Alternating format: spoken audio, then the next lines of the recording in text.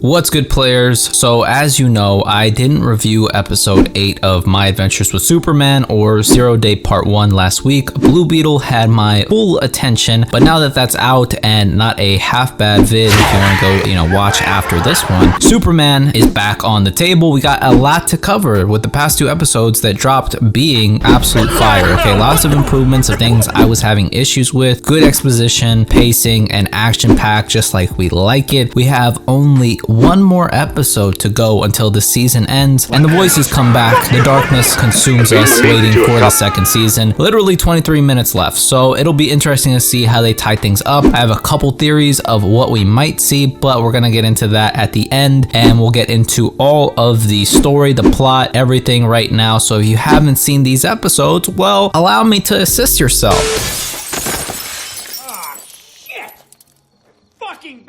So Zero Day Part 1 is best surmised as Superman discovers he has super hearing, which I was a little like, he barely got super hearing. That's kind of late, right? But with how they're trying to power scale him throughout the time of the show, I get they're trying to build up to something gradually, and I honestly find that to be more interesting, so I'm fine with that. And since he can hear all of their problems, he's up all night running around the city, saving people, biting off way more than he can chew, and exhausting himself to the point he begins lacking. Just like any true Sigma Lord, he's not sleeping, players. Sleeping is essential. Okay, I better not be finding out any of y'all aren't getting your 7 to 8 hours. Okay, I might have to go sicko mode on you. But all the while, the general gathered all the previous villains and briefed them on the mission at hand, which was Operation Jump Superman's Asshole. In the background throughout the episode, Jimmy and Lois are following Vicky Vale. Yes, the Vicky Vale from Gotham throughout Metropolis for a story to shit on Superman. Obviously, they can't let their boy go down like that, so they put Vicky in front of people that Superman is saved. But Vicky has one last trick up her sleeve. She interviews a Giga Hater, Beta Lord, fish fillet enthusiast Lex Luthor, and he starts flaming Superman, calling him a threat, showing the other side of Superman being on Earth is all about, and the inverse of what happened when he saved the day from Ivo. People losing their jobs, destruction, all that kind of stuff. He brings up some good points, honestly, and ones that Lois is hard pressed to defend after what she saw from the orb. Supes did have an amazing Superman moment when he helped reunite a lost child with her parents, but he also did cause a huge accident when trying to save someone, so his public perception is also coinciding with the conversation that's happening in the background. Very gray clouds, not a whole lot of sunlight, so our boy is not as powerful as he could be, and also is exhausted at the point he does get jumped and eventually gets soul sucked, not the good way, by Ivo, and gets taken in by Task Force X. That's pretty much the cliffhanger for part 1. Loved him reuniting the kid with her parents. Jack Quaid has the most comforting voice. I don't care, that is the most comforting Superman voice I've ever heard. The gray clouds also being a metaphor for the subject matter of the episode, not only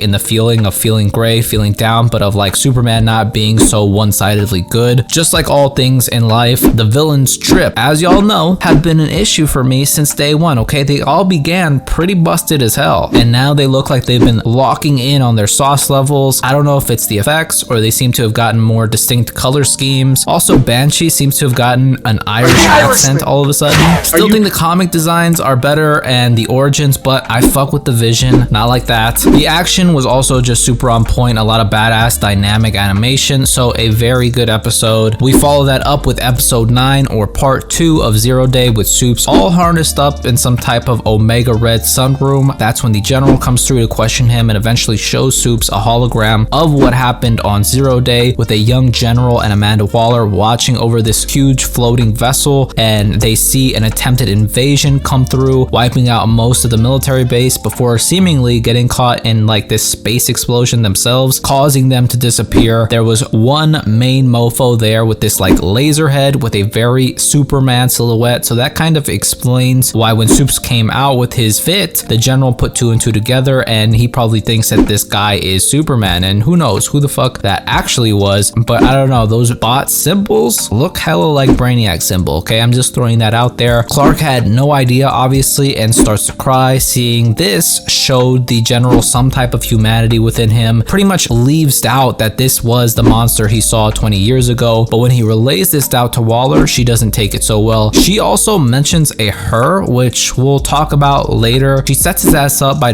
disabling the power control collars, and of course Livewire is the first to find out and uses that info to free Ivo, who immediately goes to Superman and starts a fight. And this is when he truly starts losing it and starts mutating into like this crazy Evangelion insect kaiju, which was actually pretty cool. But Supes uses this to escape the facility, and the News Kid Legion, or Flip, finds him and brings him back to the clubhouse to recuperate. Lois and Jimmy eventually come through and see him. That's before Ivo goes full kaiju, draining all the power from the city, causing destruction. We get another, solid action sequence, maybe not as good as the last episode, with Ivo gaining leverage because of Clark's weakened condition, but then in a sort of like reverse, like Goku spirit bomb kind of way, Jimmy and Lois start a live stream and call for the city to help Superman like he's helped them by shutting off their power so Ivo can stop draining it. And you can really tell the Attack on Titan inspo coming through with Ivo, still being whole in the gigantic parasite body. Like the Titans, Superman bullets through to free him and stop the parasite's reign. So new parasite suit should be coming season 2. The sun comes out, a majestic warm embrace and kiss is shared with Lois and Clark as they share some words with each other that most Sigmas will never ever hear. Jimmy finds the orb and sees some bad Supermen. Waller usurps the general because of how much he's been fucking up, and the episode ends on a new Omega cannon that should be able to take out Superman. And well, that's Waller's first act of business. Again, another pretty dope episode. They are just amazingly efficient with their time and maintaining a good structure for what they're trying to tell and incorporating all the characters into it. I honestly really can't think of anything I hated in these episodes. I just honestly wish they were like 10 minutes longer so we could sit in emotions for longer periods of time, and we had more time to maybe have longer action sequences, things of that nature,